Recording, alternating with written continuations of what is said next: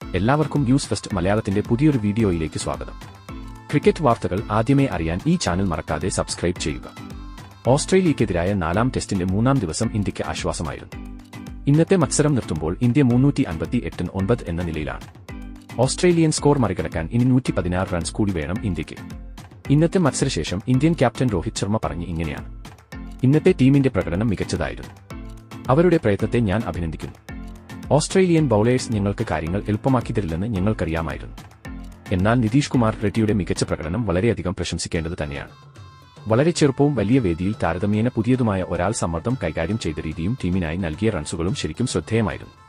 നിതീഷിന്റെ innings വളരെയധികം പക്വതയുള്ളതായിരുന്നു. അത്തരം ഉയർന്ന സമ്മർദ്ദമുള്ള ഗെയിമുകളിൽ ഒരു സെഞ്ചുറി നേടുക എന്നത് അത്ര എളുപ്പമല്ല. പക്ഷേ അവൻ ഇന്ന് എന്തുകൊണ്ടും താൻ ഇത്രയും പ്രത്യേക കഴിവുള്ളവനാണെന്ന് കാണിച്ചു തന്നു. ടീമിന് സ്ഥിരതയും വേഗതയും ആവശ്യമായി വന്നപ്പോൾ നിതീഷ് അവസരത്തിനൊത്ത് ഉയർന്നു.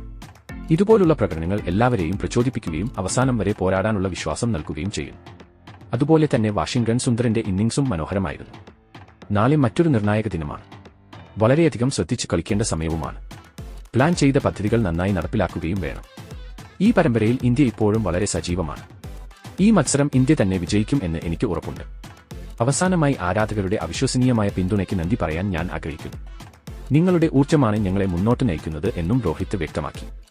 ബോക്സിംഗ് ഡേ ടെസ്റ്റിൽ വന്തകച്ചയിൽ നിന്ന് ഇന്ത്യയെ കരകയറ്റിയത് 8ാം വിക്കറ്റിലെ നിതീഷ് കുമാർ റെഡ്ഡി വാഷിംഗ്ടൺ സുന്ദർ കൂട്ടുകെട്ടാണ്.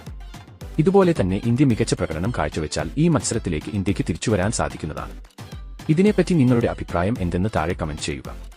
അപ്പോൾ ഇതുപോലത്തെ കൂടുതൽ ക്രിക്കറ്റ് വാർത്തകൾക്കായി ഈ ചാനൽ മറക്കാതെ സബ്സ്ക്രൈബ് ചെയ്യുക.